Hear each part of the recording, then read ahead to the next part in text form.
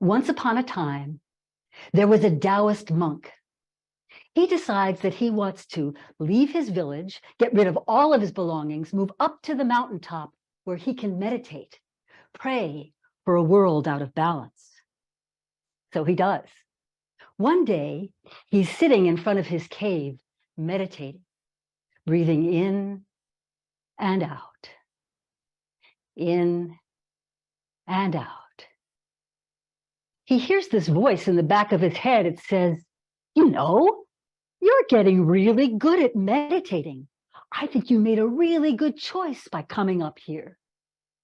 Immediately, his inner demons entered the cave like birds of prey, pushing him back in, squawking and quacking and squawking and quacking. "You think this is meditating? Ha! You know, this is pretty selfish. I mean, after all you're doing is taking care of you. You think you're going to get rid of your ego that way? That's impossible. Come here. Come with me. Let's just go back to the village. Give up this silly idea. Give up this idea. Like I said, it's impossible and silly."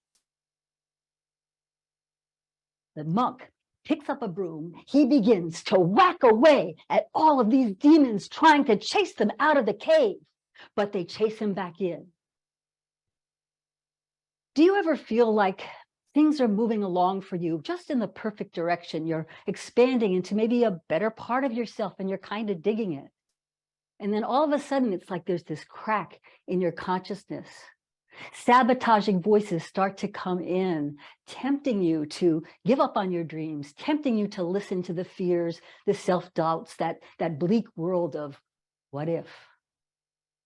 I've been experiencing a lot of vertigo lately. That's been the perfect opportunity for this crack to happen in my consciousness. What if I get so dizzy that I can't work anymore? What if I'm never going to be able to make money again? What if the utility bill comes and I don't have enough money and it gets cold again? What if I can't pay my phone bill and I'm not able to connect with anybody at all? What if I lose my home? What if I end up in a tent and there's a storm and it fails? And what if I die? What if I die and there really is such a thing as hell? What if I die? There's no such thing as hell, but I come back as a cockroach. I get squashed in the kitchen. I don't know where these words or these ideas come from. They seem so very random to me.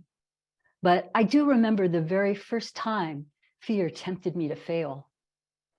I'm 8 years old. One of my favorite things to do in the summer is to ride my bike down to the town library, pick out a bunch of books, put them in my bike basket, ride back up the hill to my parents' house. When I get off the bike, I select a book, put it in the waistband of my jeans. I go to my very favorite pine tree, the one that has limbs really low next to me. I begin to climb that tree. I get higher until finally I reach the branch that seems like it was made just to cradle my sized body. I take my book out of my waistband. I look out. I see the neighbors' backyards. I watch them coming and going. I make up some stories about them. I watch the birds fly by at eye level. I open my book. I dive into the story.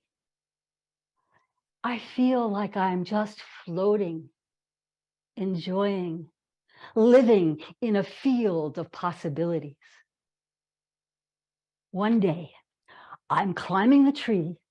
My mother comes out the back door. "Vicki, what are you doing? That's too high. No, you've got to get down from there. That's too dangerous. Get down from there. Be careful. You're going to fall. You're going to fall." And I do. Now, I don't get hurt. And I want to be clear, this is not about blaming my mother. She had her own reasons for fear and insecurities. But I did realize at that time how contagious fear can be. how it can kind of enter you like an infection, infest there. And as that infestation grows, it gets bigger and bigger and becomes its own reality. A few months ago, I had a dream. In my dream, my neighbors tell me there's a mountain lion on the loose. That's not good. That sounds like something bad is going to happen. Something really bad is going to happen. I better hide. I better just stay inside. I don't want to get hurt. I don't want to do anything where I'm not safe. I want to just stay here, stay small. I creep to the back door. I open it. I see her, the big, tawny cat. She locks eyes with me.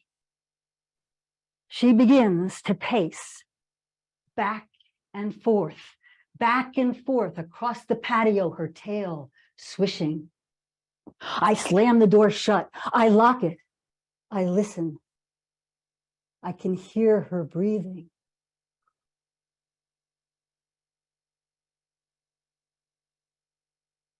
Then she's pushing against the door. She's trying to come in. She's pushing and the lock fails. The cat comes in. Now I'm a woman standing at the sink, washing dishes. I'm not going to pay any attention to whatever that is back there. Nope. I just going to wash dishes, just take care of the mundane, make sure things get taken care of, just keep the status quo, don't change, just ignore it, just deny it, just stay safe. Can't you see the lion? It's come in. I jump onto the lion's back. I grab her by the scruff of her neck. She begins to try to buck and push me off. You're not going to consume me. I am the lion. I see Vicki. I want to be with you. Don't you know I can help you? I am your life force. When she jumps on the back, she's trying to control me. I know. I don't want to hurt her, so I move pretty gently. I don't want anything bad to happen to her. I just want her to realize something different. I want her to realize that she can reach her full potential. The woman at the sink washing dishes, I'm just going to pretend that's not happening. Just keep taking care of business, just one step at a time. Don't change, don't change, don't change. I'm not going to change. I won't change. You can change. Don't you feel it? You can change. Just ride the energy. Just let yourself feel it. Ride that energy. No, I'm scared. I wake up. For the last 20 or so years, I've been leading an annual event at the beginning of the year that I call Nourish the Flame. I'm a Qigong master teacher, which basically means that I'm a teacher who has taught teachers, who's also taught other teachers my Qigong system called the Way of Joy. Before the pandemic, I decided I want to have a big space where I can do this annual event. So I rent one. It sells out immediately. It's totally full. So I let go of that space. I rent another. That one sells out. I rent a third one, then a fourth one. Finally, I rent this huge space. Registrations keep coming in. There's so many people. There's so many people. There's so many people. What am I going to do? Oh my gosh, how am I going to take care of all those people? There's so many details for me to think about. What if people have registered and what if they don't come and then I won't have the rent to pay for the space? Or what if they do come? What if they do come? What if I don't do a good job? What if I fail them? What if I fail me? What happens if they hate it? I don't know. What if they figure out that I'm a fraud? You are a fraud. That's what you are. You are a fraud. You don't know what you're doing. What do you think you are? You think you're like Master what's his nuts? No, you can just let this go. Come here. Come to me.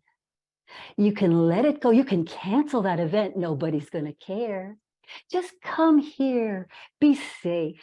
You don't need to take any risks at all. Just get comfortable. Just let it go. You're fine without it. Just give it up. It's not that important. We can watch TV. We can open the refrigerator. Maybe there's ice cream. You're right. It's not that important, and people won't care. I mean, it's true. I don't want people to think that something bad about me. I don't want to look like I'm not doing what I'm supposed to be. I should just stay here. I just want to stay small. I just want to stay safe. I make a different choice. I decide I do not want fear to rule me. The day of the event, I'm standing in this big space. It's still empty, and I can hear these voices. Then some people start to arrive. Then a stream of people. Then a river of people, all coming in. The space fills up with people laughing and talking, excited about what we're going to do. We begin to move energy together. We begin to play with Qigong. We begin to set our intentions for the year ahead. We sing, we laugh, we dance, we improvise, we play. We're all living in this field of possibilities.